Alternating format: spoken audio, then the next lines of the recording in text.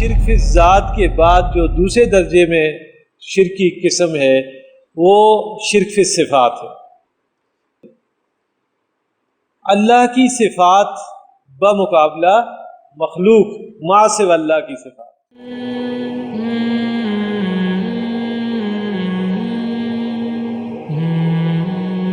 الحمدللہ وکفی والصلاۃ والسلام علی من لا نبی بعدہ، اما بعد فقد قال اللہ تبارک و تعالی کما ورد فی سورہ لقمان، اعوذ باللہ من الشیطان الرجیم، بسم اللہ الرحمن الرحیم۔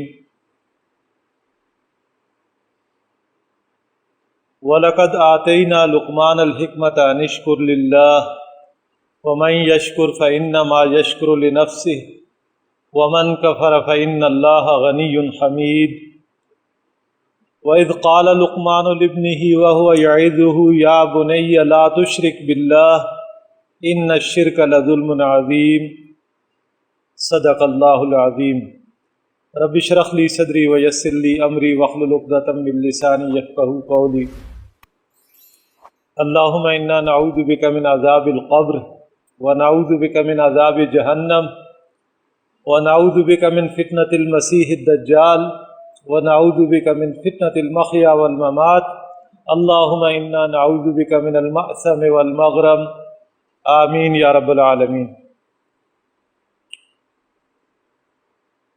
منتخب نصاب کے حصہ اول کے تیسرے درس کے ضمن میں ابھی تک ہماری 3 نشستیں ہو چکی ہیں۔ اس میں ہم حکمت قرآنی کی بنیادیں یا اساسات اور اس میں جو مقام عظیمت ہے،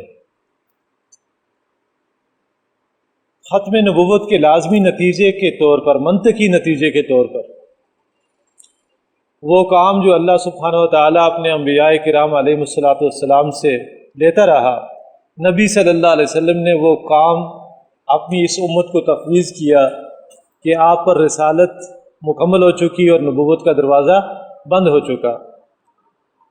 اب یہ امت مجموعی اعتبار سے اس کار رسالت کی علمبردار بھی ہے اور اللہ سبحانہ و تعالیٰ کے سامنے جوابدہ بھی ہے۔ اگر اس نے یہ کام کر لیا تو اللہ کی عدالت میں سرخرو ہو جائے گی، اور جو اس کے ابنائے نو ہیں، اس کے دائیں بائیں رہنے والے لوگ، اس کے عزیز و اقارب، دوست احباب، ان کے سامنے اگر اس نے وہ بات رکھ دی تو اللہ سبحانہ و تعالیٰ کی دربار میں یہ عذر پیش کر سکے گا کہ اے اللہ، میں نے اپنے بس پڑھتے یہ بات تیرے بندوں تک پہنچا دی تھی، اور ہدایت اور ضلالت کا فیصلہ تیرے ہاتھ میں تھا، میں اس کا مکلف اور سزاوار نہیں تھا، یعنی میرے بس میں نہیں تھا کسی کی دل کی کیفیت کو بدلنا۔ تو یہ ہے مقام عظیمت، یعنی وہ عزم اور ارادے اور ہمت جو ایک انقلابی کام کو لے کر آگے چلنے کے لیے ضروری ہوتی ہے، وہ بندہ مومن کے اندر نبی اکرم صلی اللہ علیہ وسلم کے مشن میں جت جانے سے پیدا ہوتی ہے۔ امر بالمعروف نہی عن المنکر، نیکی کا حکم دینا، اس کا شوق دلانا، اس کی ترغیب دینا، اور برائیوں کے آگے بند باندھنا اور برائیوں سے رکنا۔ اور اسی میں وہ بات بھی آ جائے گی کہ آپ خیر اور شر میں تمیز کے لیے وہ ضروری علم بھی حاصل کریں جس سے کہ آپ اس مقام پر فائز ہو سکیں، کم از کم کے حلال اور حرام میں، حق اور باطل میں فرق کر سکیں۔ اور یہ اتنا اہم کام ہے چونکہ اس کا منبع اور سرچشمہ قرآن حکیم ہے، تو نبی اکرم صلی اللہ علیہ وسلم نے فرمایا کہ من شغلہ القرآن عن مسئلتی، وہ شخص جسے قرآن نے اتنا مصروف کر دیا کہ وہ مجھ سے مانگنے کے لیے اس کے پاس وقت ہی نہیں بچا، دعا کرنے کے لیے وقت بھی نہیں بچا، آفیتہ افضل ما اعطی السائلین، تو میں اسے وہ سب کچھ عطا کر دوں گا بڑھ چڑھ کر، افضل اور زیادہ، جو میں مانگنے والوں کو دیتا ہوں۔ تو گویا اللہ کی یاد کا بھی بلند ترین درجہ، ذکر کا بھی بلند ترین درجہ یہ ہے اللہ کے دین کی غیرت میں جینا، اور اس کے لیے ضروری علم حاصل کرنا، اپنے علم میں اضافے کی جد و جہد میں لگے رہنا۔ اسی لیے نبی صلی اللہ علیہ وسلم سے فرمایا گیا وَقُلْ رَبِّ زِدْنِي عِلْمًا، آپ کہتے رہیے، مانگتے رہیے کہ اللہ میرے علم میں اضافہ فرما۔ تو جو علمی ترقی ہے وہ انسان کی روحانی ترقی کا باعث ہوتی ہے۔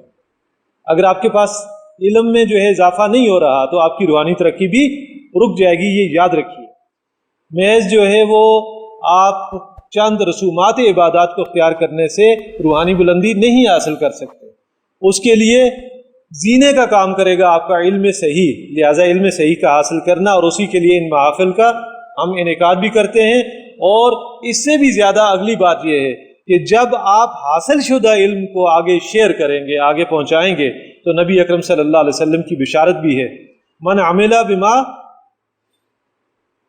علم، جس نے اپنے علم پر عمل کر لیا، اپنے معلوم پر عمل کر لیا، ورثہ اللہ ما لم یعلم، تو اللہ تعالیٰ اسے وہ علم بھی عطا فرما دے گا جو اسے آتا نہیں ہے، جو اسے سیکھا نہیں ہے۔ تو گویا علم میں اضافے کا ذریعہ بھی امر بالمعروف اور نہی عن المنکر ہے، اللہ کی بات لوگوں تک پہنچانا اور پہنچاتے رہنا، مسلسل ساری زندگی کرنے کا کام ہے، یہ کوئی جز وقتی کام نہیں ہے۔ اسی مقام عظیمت کے مطالعے کے دوران جو ہے ہمارے سامنے ایک اہم بات یہ آئی کہ انسان کی شخصیت کے مثبت رخ پر ہونے کا ایک ثبوت یہ بھی ہے کہ وہ اپنے محسن اور اپنے منعم کا شکر گزار ہو، اور سب سے بڑا محسن اور منعم کون ہے؟ اللہ سبحانہ و تعالی۔ تو جو شکر کی روش پہ آ جاتا ہے، اصل میں اس کی شخصیت خود جو ہے اس سے مترشح ہو رہا ہوتا ہے کہ اس بندے نے اپنے منعم کو پہچان لیا ہے، اپنے محسن کو پہچان لیا ہے۔ اور جو اس روش پہ نہ ہو تو یوں سمجھیے کہ اس نے اپنے منعم کو پہچانا ہی نہیں۔ اب وہ اللہ سے لے کر اب والدین کی بات بھی آ گئی اور دیگر ابناء نو کی بات بھی آ گئی، ہر ایک وہ شخص حل جزاء الاحسان الا الاحسان، جس نے آپ کے ساتھ بلائی کی، بلائی کا بدلہ کیا ہے؟ بلائی۔ اللہ کے ساتھ بلائی کا بدلہ کیا ہے؟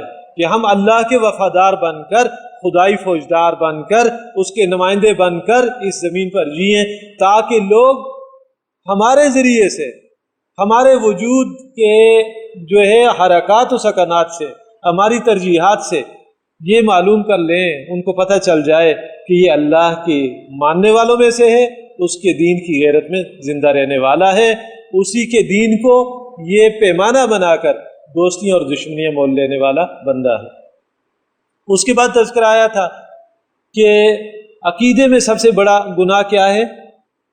شرک۔ اس کا تذکرہ آیا کہ لقمان جو حکیم و دانا انسان تھے، جب وہ اپنی عمر کے آخری حصے میں تھے تو اپنے بچے کو جو نصیحتیں کر رہے تھے ان میں ایک نصیحت، نمایاں نصیحت کیا تھی؟ یا بنی لا تشرک باللہ، کہ اے میرے بچے اللہ کے ساتھ کسی کو شریک نہیں ٹھہرانا۔ اس ضمن میں ہم نے جو پہلی بیس آپ کے سامنے رکھی تھی وہ تھی شرک فی ذات کے حوالے سے۔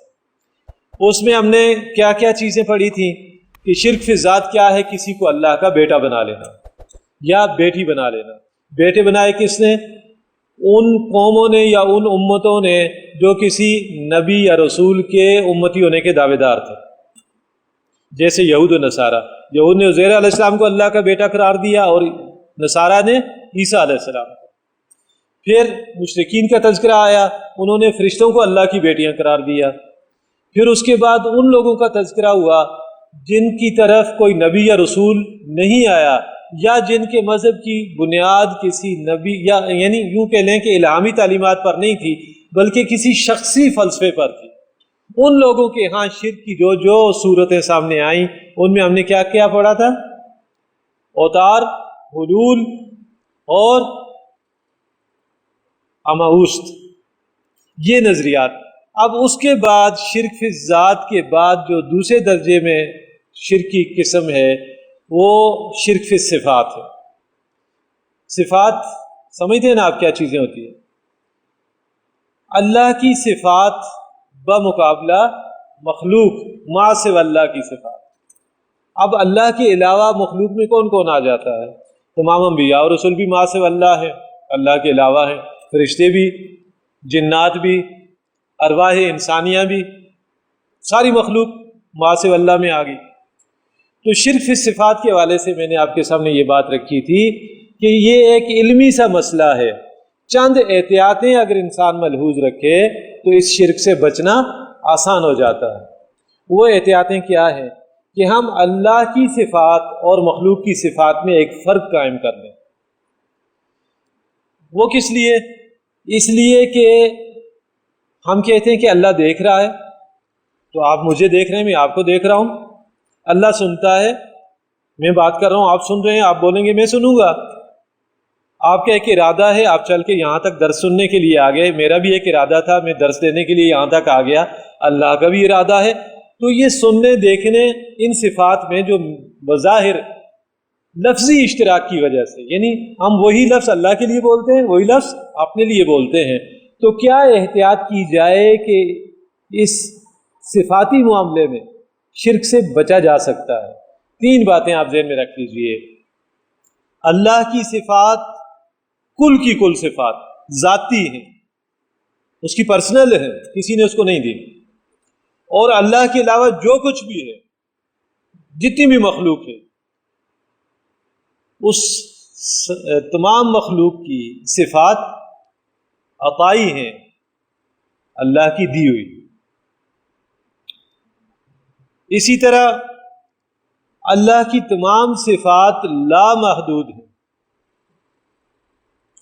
اور ما سوی اللہ کی صفات محدود ہیں۔ ذاتی، عطائی، لامحدود، محدود۔ نمبر 3، موجود ہونا، آپ بھی موجود ہیں، میں بھی موجود ہوں، لیکن کیا ہم ہمیشہ سے تھے؟ ہمیشہ رہیں گے؟ اس زاویے سے ہم یہ کہیں گے کہ اللہ سبحانہ و تعالی قدیم ہے، ہمیشہ سے ہے، ہمیشہ رہے گا۔ جب کچھ بھی نہیں تھا اللہ سبحانہ و تعالی کی ذات تھی، جب کچھ نہ ہوگا پھر بھی اللہ سبحانہ و تعالی کی ذات الحی القیوم، زندہ و جاوید، اپنی زندگی جی رہا ہے، کسی نے اس کو نہیں دی، اور ہمیشہ سے ہے، ہمیشہ رہے گا۔ اس کے مقابلے میں مخلوق، اس کے لیے ہم لفظ استعمال کرتے ہیں کہ وہ حادث ہے۔ یہ فلسفیانہ اصطلاحیں ہیں۔ قدیم، جس پر عروج و ارتقاء کا معاملہ نہ ہو، یہ بچے ہیں، کل کو بڑے ہو جائیں گے، نوجوانی کی طرف جائیں گے، پھر جوان ہو جائیں گے، پھر ادھیڑ عمر کو جائیں گے، پھر بڑھاپے کو جائیں گے، اور پھر جب اللہ کی رضا ہوگی تو اس دنیا سے، زندگی کے اس فیز سے دوسرے فیز میں شفٹ ہو جائیں گے۔ یہ انسان کا معاملہ ہے، اسی طرح باقی مخلوقات کا معاملہ ہے۔ تو باقی تمام تر مخلوقات حادث ہے۔ حادثہ کیا ہوتا ہے؟ ایک واقعہ جو پہلے نہیں ہوا، اچانک ہو گیا، یہ حادثہ ہے۔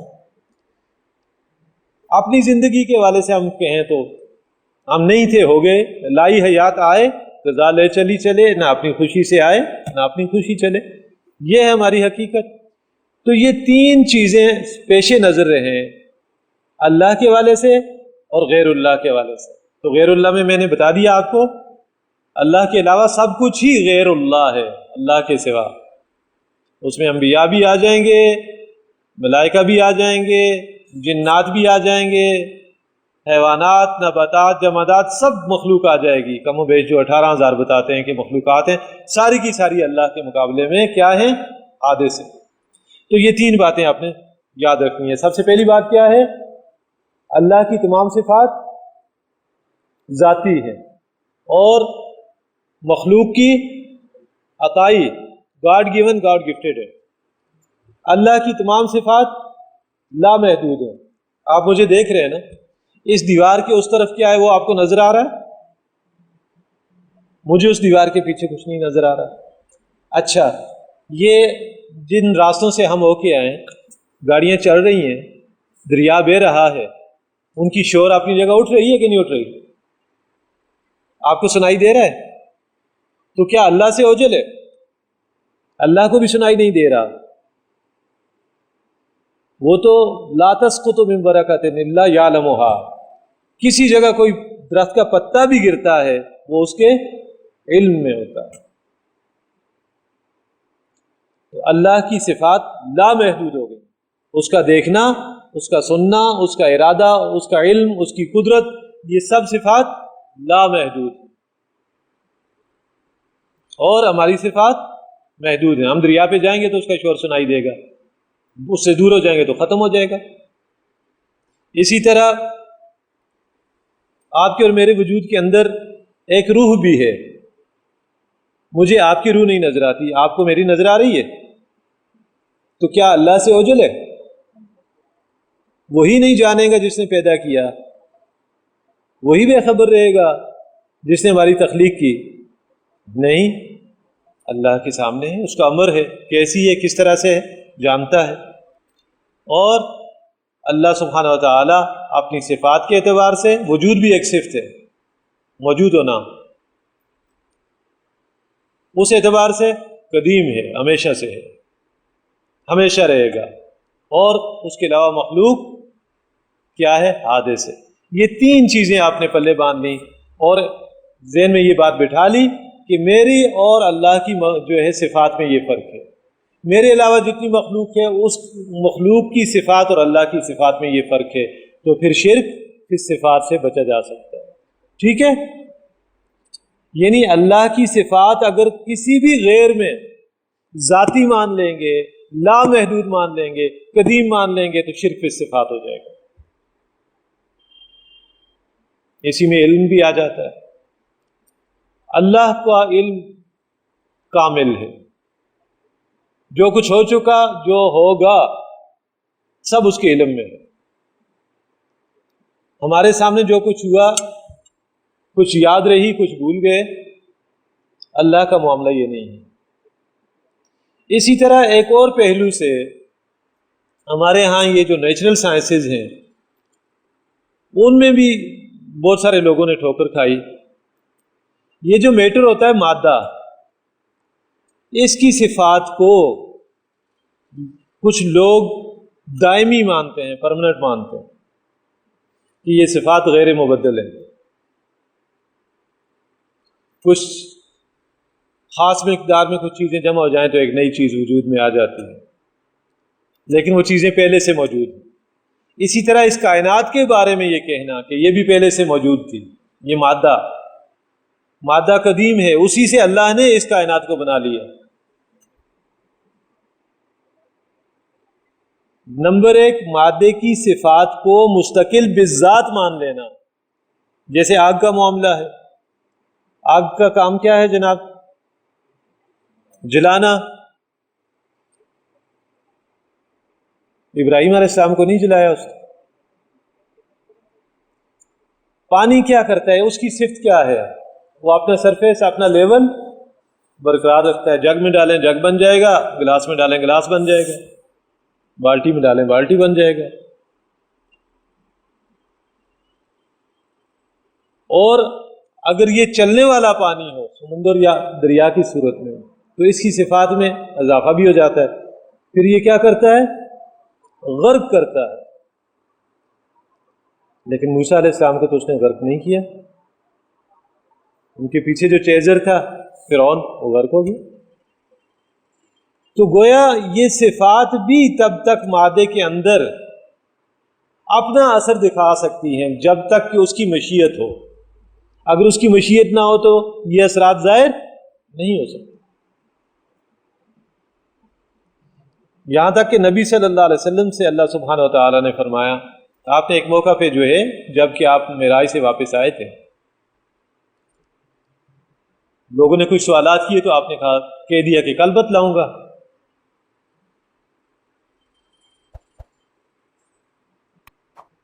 آپ کے ذہن مبارک میں کیا تھا کہ اللہ میری رہنمائی فرمائے گا تو میں آ کے ان کو بتا دوں گا، لیکن وہ کل گزر گیا، کئی دن گزر گئے، وہی نہیں آئی۔ پھر اللہ سبحانہ و تعالیٰ نے آپ کو مخاطب کیا، وَلَا تَقُولَنَّ لِشَيْءٍ إِنِّي فَاعِلٌ ذَلِكَ غَدًا، آپ کبھی یہ نہ کہیے کہ میں یہ کام کل کروں گا، لازماً کروں گا، جب تک کہ آپ یہ نہ کہیں إِلَّا أَن يَشَاءَ اللہ، کہ اگر اللہ نے چاہا تو میں یہ کروں گا۔ اور یہ وہ مقام ہے جہاں سیدنا علی کرم اللہ وجہ فرماتے ہیں عرفت ربی بنقض عزائمی، میں نے اپنے رب کو اپنے ارادوں، اپنے جو ہے عزائم کے ٹوٹنے سے پہچانا۔ میں نے ایک پروگرام بنایا، پوری کوشش کی کہ وہ ایگزیکیوٹ ہو جائے، اس کے مطابق عمل ہو جائے، نہیں ہوا، ٹوٹ گیا ارادہ۔ تو اس سے میں نے رب کو پہچانا کہ اصل مشیت اس کی ہے، وَمَا تَشَاءُونَ إِلَّا أَن يَشَاءَ اللَّهُ، آپ چاہ بھی نہیں سکتے اگر اللہ نہ چاہے۔ ہمارے چاہنے سے کچھ نہیں ہوتا۔ محفل لگی ہوئی تھی، نبی اکرم صلی اللہ علیہ وسلم صحابہ کے درمیان تشریف فرما تھے، آپ نے کوئی بات ارشاد فرمائی، ایک صحابی کی زبان سے نکل گیا ما شاء اللہ وما شئت، حضور جو اللہ چاہے، جو آپ چاہیں۔ حضور صلی اللہ علیہ وسلم نے وہیں منع کیا، فوراً ٹوک دیا کہ یہ بات مت کہو، اجعلتنی للہ ندًا، کیا تم نے مجھے اللہ کا مد مقابل بنا دیا ہے؟ یہ تو اس کی صفات ہے، مشیت اصل میں اس کی ہے۔ ہمارے چاہنے میں اور اس کے چاہنے میں فرق ہے۔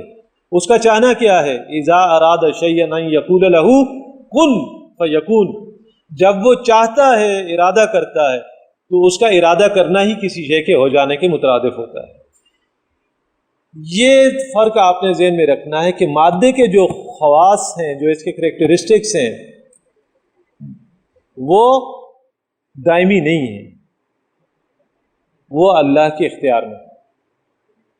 اس شرک سے، مادہ پرستی کے شرک سے بچا جا سکتا ہے، اور آج کے دور کا سب سے بڑا شرک یہی ہے، اسباب و ذرائع پر توکل اور بھروسہ۔ آپ کے سامنے اب ڈکی چھپی بات نہیں ہے،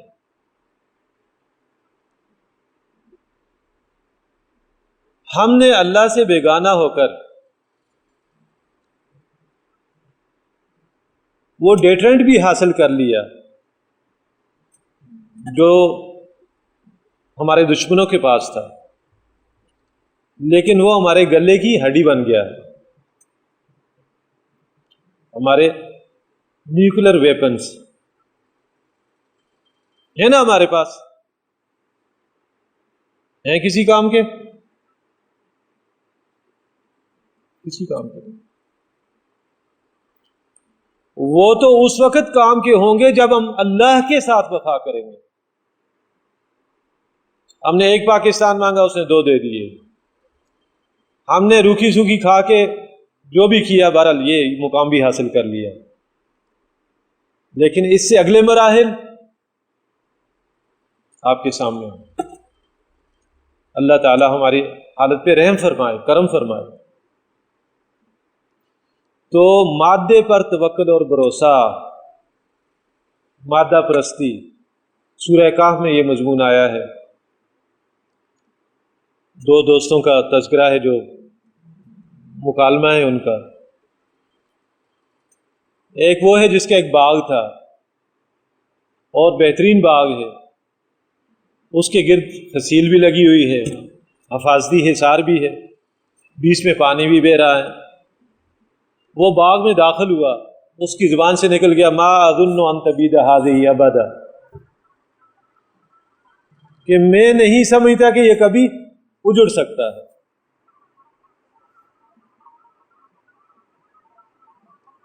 قرآن مجید کیا کہتا ہے کہ وہ اپنی جان پر ظلم کر بیٹھا،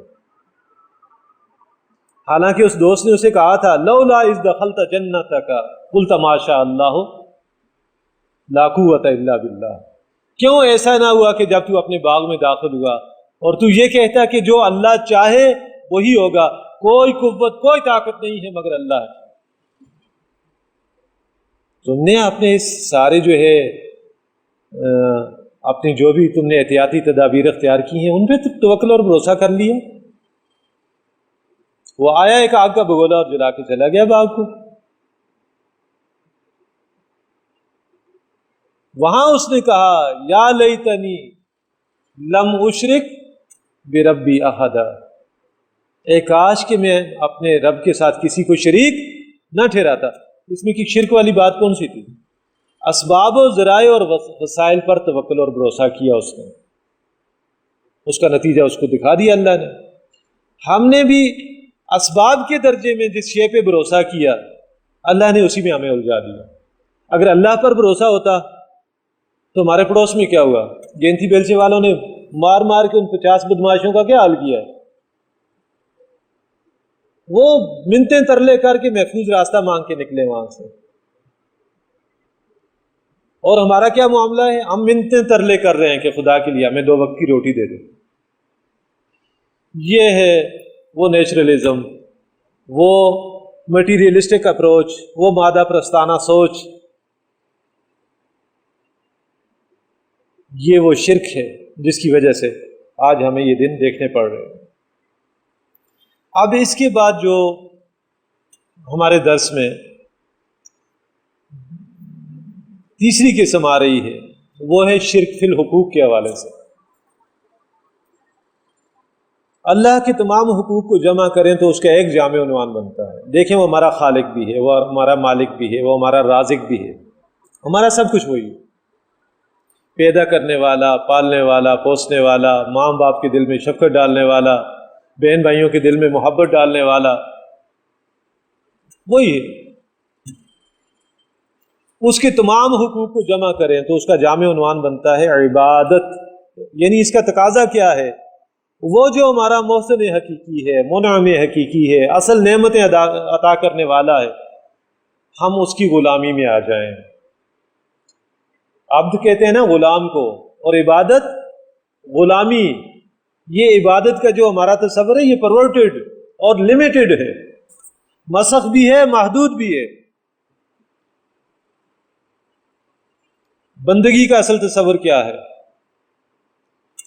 کل کی کل زندگی میں، دن رات کے 24 گھنٹوں میں، زندگی کی ہر سانس کے ساتھ میرا کوئی قدم اللہ کی مرضی کے خلاف نہ اٹھے۔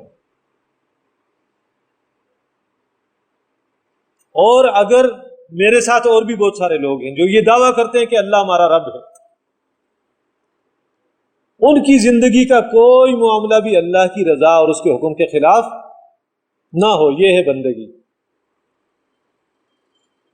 یہ ہے عبادت، عبادت کا اصل تصور۔ اب دیکھیے جہاں قرآن اترا وہاں عبد کون ہوتا تھا،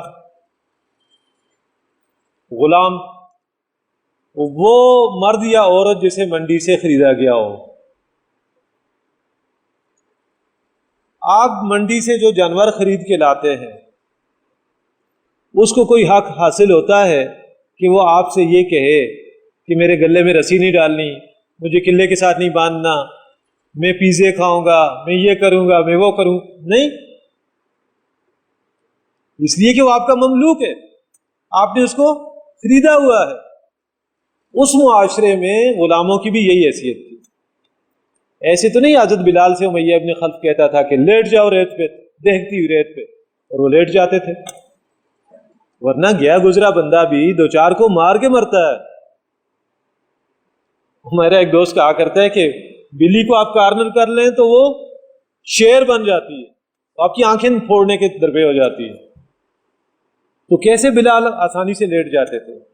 اس لیے کہ وہاں یہ بات معلوم تھی، ڈکلیئرڈ تھی، طے شدہ تھی کہ غلام کی اپنی کوئی مرضی نہیں ہوتی، اصل مرضی اس کے آقا کی ہوتی۔ حضرت خباب کو کہتے تھے کوئلے گرم کرو، دہکاؤ ان کو، جب سرخ ہو جاتے کہتے لیٹ جاؤ اس پر، لیٹ جاتے تھے، اس لیے کہ اسٹیٹس کیا تھا، سلیو تھے، غلام تھے۔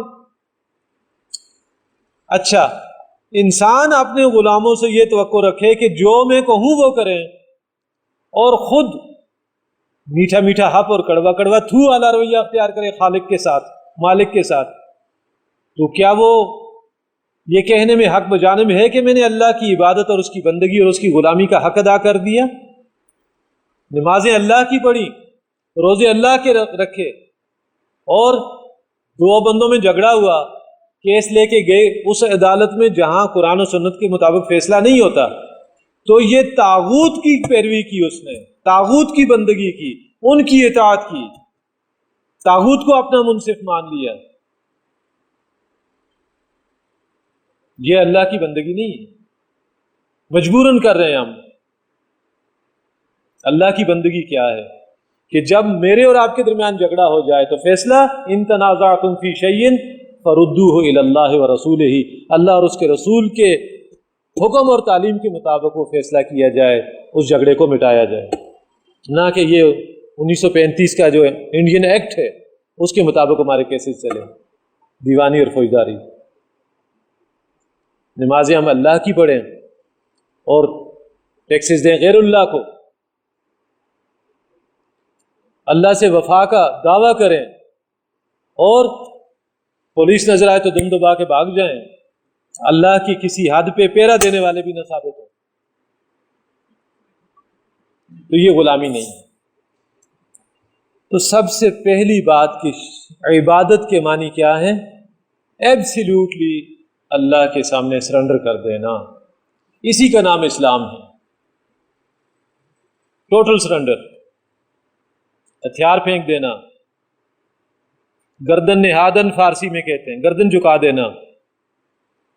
ٹو گیو اپ ریزسٹنس، کوئی مزاحمت تھی، اللہ کے ساتھ کوئی نافرمانی کا معاملہ تھا، اللہ معاف فرما، مجھ سے تیرے حکم ٹوٹے، آج کے بعد تیرا حکم میری ذات پر چلے گا، میں کسی اور کا حکم نہیں مانوں گا.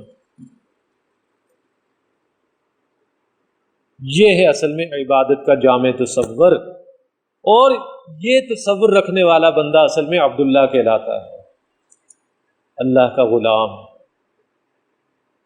عبد المعیز، معیز بھی اللہ کا نام ہے، عبد الرحمن، یہ جتنے بھی آپ عبد کا لفظ لگاتے ہیں، نبی صلی اللہ علیہ وسلم نے فرمایا نا کہ بندے نے اپنا نام رکھیں تو اللہ کے صفاتی ناموں کے ساتھ عبد لگا لیا کرو، عبد الخالق. اور بندیوں کے نام رکھنے ہوں تو اللہ کے صفاتی ناموں کے ساتھ اما تو لگا لیا کرو، اللہ کی کنیز، اللہ کی باندی، جس کی اپنی مرضی یہی کوئی نہیں.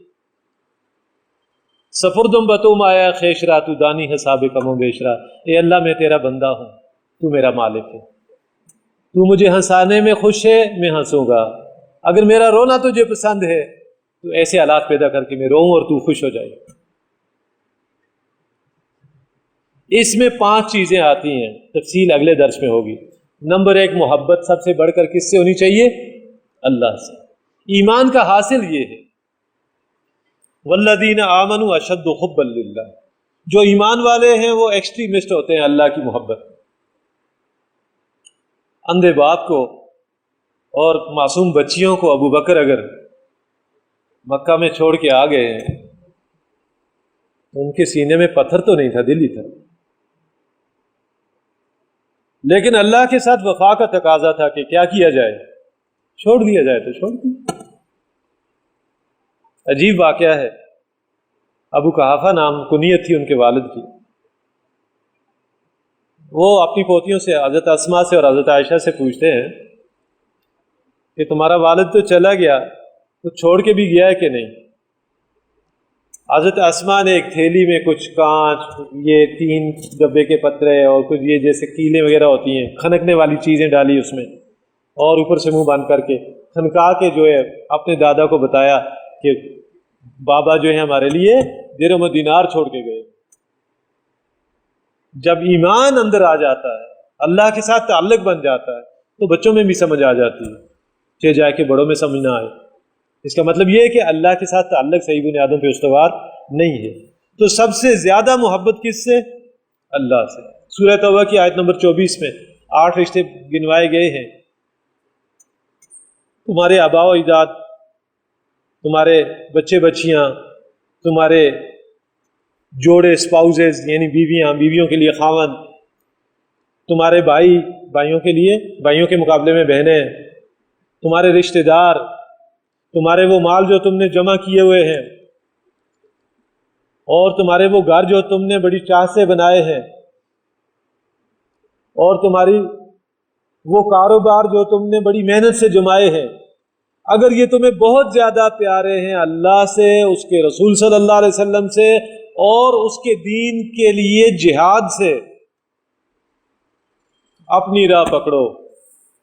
اللہ کا فیصلہ یہ ہے کہ ایسے فاسقوں کو اللہ کبھی ہدایت نہیں دیتا، جو میٹھا میٹھا کھانے والے ہوں اور کڑوا تھوک دینے والے ہوں. دوسرے نمبر پر ہے اطاعت.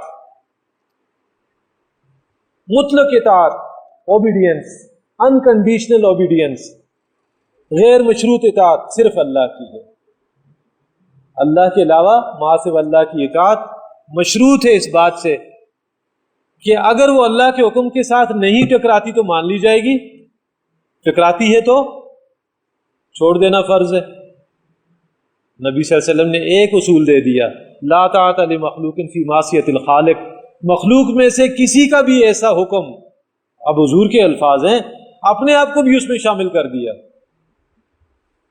اور اس کا اظہار اعلان عام کرنے میں آپ ہچکچائے نہیں کہ مخلوق میں سے کسی کا ایسا حکم ماننا جس سے اللہ کی نافرمانی ہوتی ہو جائز نہیں ہے، چاہے وہ آپ کا باس ہو، چاہے وہ آپ کا کمانڈر ہو، چاہے وہ آپ کا پیر ہو، وہ جن کے بارے میں لوگوں نے یہ کہا ہوا ہے کہ بمے سجادہ رنگی کن گرد پیر مغام گوید. اگر تمہارا پیر کہے کہ اپنے مصلے کو شراب سے تر کر دو اور نماز پڑھو تو کرو، پیر جو ہوئے. نہیں، لا طاعت لمخلوق فی معصیۃ الخالق، مخلوق میں سے کسی کی اطاعت جائز نہیں ہے جس سے اللہ کی نافرمانی ہوتی ہو. یہ دوسری بات آ گئی. نمبر 3 پہ اخلاص، ہر کام خالص اللہ کی رضا کے لیے، وہ جو ہم آیا بیر میں پڑھ کے آئے ہیں، اللہ کی رضا کے لیے، نبی صلی اللہ علیہ وسلم کے طریقے پر، اور اس کا بدلہ آخرت میں پانے کے لیے کیا جائے، یہ اخلاص ہوگا. اس کی ضد کیا ہے؟ ریا، دکھا کر دینا، سمعہ، سماعت سے سنا کر دینا کہ آج دیکھنا میں محفل لوٹ لوں گا، چاہے وہ خطبے کی صورت میں ہو، چاہے وہ نعت کی صورت میں ہو، چاہے وہ تلاوت کی صورت میں ہو. اگر یہ ہوا کہ محفل لوٹنی ہے تو لوگوں کو سنانے کے لیے کہا. تفصیل اگلے درس میں انشاءاللہ. نمبر 4 دعا، چھوٹی حاجت ہو، بڑی حاجت ہو، کسی کم تر شے کی ضرورت ہو، کوئی بہت بڑی شے ہو، کس سے مانگنی ہے؟ اللہ سبحانہ و تعالیٰ سے. کسی مصیبت میں ہے، پریشانی میں ہے، کس کو پکارنا ہے؟ اللہ سبحانہ و تعالیٰ کو. نمبر 5 مراسم عبودیت، عبادت کے طور و اطوار اور انداز، poses and postures of worship, moods of worship, قیام، رکوع، سجدہ، جو اللہ کے لیے اختیار کیا ہے ان میں سے کوئی بھی شے غیر اللہ کے لیے اختیار کر لی شرک ہو جائے گا. یہ ہے وہ آؤٹ لائنز جو میں نے آپ کو دی ہیں شرک فی العبادت کی، اور جو اس سے پہلے تھا شرک فی الصفات، اس کو تازہ کر لیں. باقی انشاءاللہ شرک فی العبادت پر اگلی نشست میں گفتگو ہوگی. شرک فی الصفات کے حوالے سے اللہ کی تمام صفات کیا ہیں؟ ذاتی ہیں. آپ کی اور میری صفات اور تمام مخلوقات کی صفات کیا ہیں؟ اللہ کی دی ہوئی ہیں، گاڈ گیون، گاڈ گفٹڈ ہیں، عطائی ہیں. اللہ کی تمام صفات لا محدود ہیں، مخلوق کی صفات محدود ہیں. اور اللہ کی تمام صفات قدیم ہیں، مخلوق کی صفات حادث ہیں، کبھی نہیں تھیں، ہوئیں، پھر نہ ہوں گی. بات سمجھ آ گئی جناب؟ اللہ سبحانہ و تعالی ہمیں اس کا صحیح فہم عطا فرمائے. یہ وہ بیس ہے کہ اگر ہمارے سامنے یہ چیزیں رہیں پھر ہم اللہ سے اپنی تقصیرات، اپنی خطاؤں، اپنی کوتاہیوں پر التجا کرنے کی پوزیشن میں آ سکتے ہیں کہ اے اللہ ہم نے شرک نہیں کیا. اس کے علاوہ جو خطائیں ہیں تو اسے معافی چاہتے ہیں. اسی لیے نبی صلی اللہ علیہ وسلم نے فرمایا من کان آخر کلامہ لا الہ الا اللہ دخل الجنہ، جو لا الہ الا اللہ پر کھڑا رہا زندگی کے آخری دم تک جنت میں داخل ہو جائے گا. جنت میں داخل ہونے سے اسے کوئی شے روک نہیں سکتی. باقی وہ گناہ تو اللہ سبحانہ و تعالی وضو کرنے سے جاڑ دیتے ہیں. راستے سے آپ نے تکلیف دہ شے ہٹا دی، آپ کے گناہ گر گئے. آپ نے کسی کو سواری پہ بٹھا دیا، آپ نے کسی کو لفٹ کر لیا، یہ گناہ چھوٹے جو صغائر ہیں وہ تو اس طرح ختم ہو جائیں گے. اور کبائر میں سب سے بڑا اکبر الکبائر کیا ہے؟ اللہ کے ساتھ کسی کو اس کی ذات میں شریک کرنا، اس کی صفات میں شریک کرنا، یا اس کی حقوق میں شریک کرنا. اللہ سبحانہ و تعالی ہماری حفاظت فرمائے، اس گناہ سے ہمیں بچنے کی توفیق بھی عطا فرمائے. اور اگر کہیں ہمارا غلطی سے کوئی قدم اس وادی میں پڑ بھی جائے تو اللہ تعالی ہماری حفاظت فرمائے۔ اقول قولی ھذا استغفر اللہ لی ولکم ولسائر المسلمین والمسلمات، جزاکم اللہ خیرا۔